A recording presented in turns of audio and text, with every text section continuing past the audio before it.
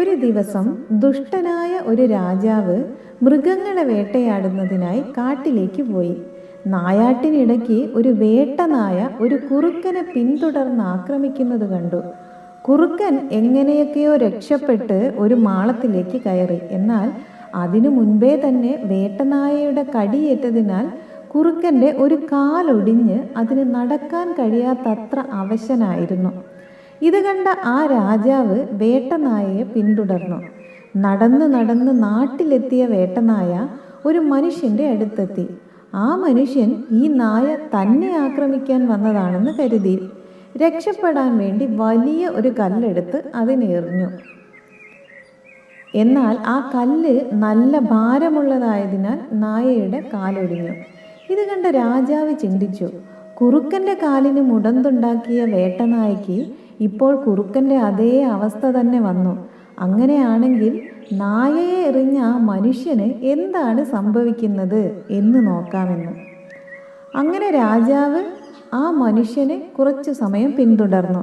ആ മനുഷ്യൻ കുറച്ചു ദൂരെ കെട്ടിയിട്ട തൻ്റെ കുതിരയെ അഴിച്ച് അതിനെയും കൊണ്ട് നടന്നു തുടങ്ങി. വഴിയിൽ എന്തിനോ ദേഷ്യം വന്ന കുതിര ഒരൊറ്റ തൊഴി. ആ തൊഴി കൊണ്ടത് ഈ മനുഷ്യൻ്റെ കാലിനും. അയാളുടെ കാലൊടിഞ്ഞു.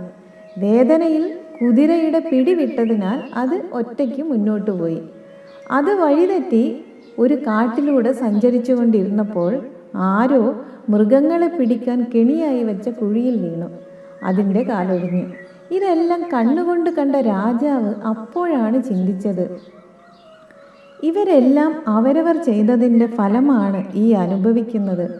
താൻ ചെയ്യുന്ന ഓരോ ദുഷ്ടതയ്ക്കും താൻ മറ്റുള്ളവരോട് കാണിക്കുന്ന ആക്രമങ്ങൾക്കും എല്ലാമുള്ള ഫലം അപ്പോൾ തന്നെയും ഇതുപോലെ തേടി വരുമല്ലോ എന്ന്.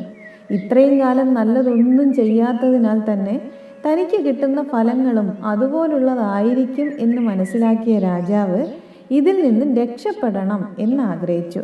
അങ്ങനെ രാജാവ് തിരിച്ച് കൊട്ടാരത്തിൽ ചെന്ന് തൻ്റെ രാജ്യത്തെ ജനങ്ങളോട് എല്ലാം മാപ്പ് പറയുകയും പിന്നീടുള്ള കാലം നന്മകൾ മാത്രം ചെയ്തുകൊണ്ട് രാജ്യം ഭരിക്കുകയും ചെയ്തു.